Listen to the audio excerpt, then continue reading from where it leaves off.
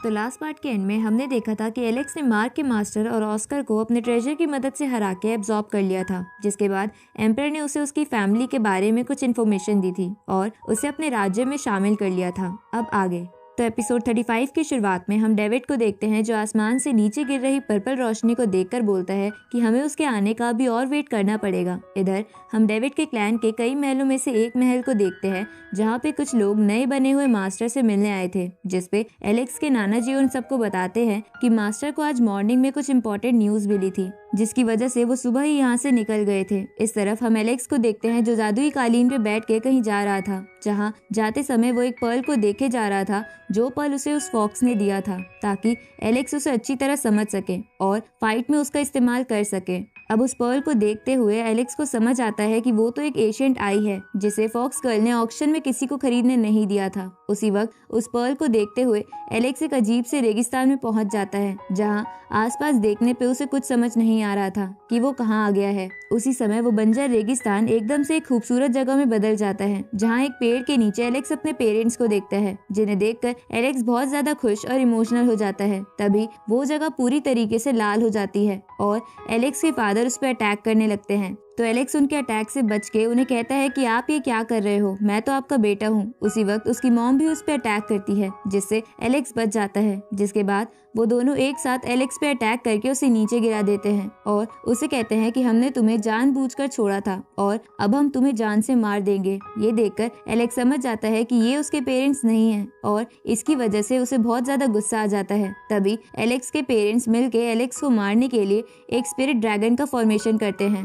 उसी वक्त एलेक्स वापस से अपने जादुई कालीन पे आ जाता है और उसे समझ आता है कि ये एक इल्यूजन था जो उसे वो पर्ल दिखा रहा था, क्योंकि वो कोई आम पर्ल नहीं था और मन के विचारों को उल्टा करके दिखाता था। तभी एलेक्स का ट्रेजर बोलता है कि क्या तुम्हें मेरी कोई मदद चाहिए, जिसपे एलेक्स कहता है कि इसको मैं खुद ही सॉल्व करूंगा। इसके बाद एलेक्स कालीन पे उड़ते हुए जिया के किंगडम की एक जगह पर आ जाता है जहां उसे सामने एक बीस्ट मरा हुआ दिखता है। तभी वहाँ लोमड़ी पे बैठ के कुछ लोग आते हैं और एलेक्स को कहते हैं कि क्या तुम चेक कर सकते हो कि वो बीस्ट मरा है या नहीं। अब उन सबको देखकर एलेक्स को जिया की कही हुई बात याद आती है जिसने उसे अपने किंगडम की पूर्वज वाली जगह पर भेजा था। साथ ही उसे कहा था कि वहाँ पहुंचने पर मेरे किंगडम के कुछ स्टूडेंट्स तुम्हें वहाँ रास्ते के बारे में बताएंगे, लेकिन तुम्हें उन सबको प्रोटेक्ट करना होगा क्योंकि उस जगह पे तुम्हें कुछ गलत लोग भी मिल सकते हैं जो मेरे स्टूडेंट्स को मारने की कोशिश करेंगे, पर तुम उन लोगों को बचाओगे क्योंकि वो आने वाले समय में मेरे किंगडम महान योद्धा बनेंगे। तो एलेक्स उसके लिए मान जाता है और जिया को प्रॉमिस कर देता है कि मैं किसी भी हालत में तुम्हारे क्लैन के स्टूडेंट्स को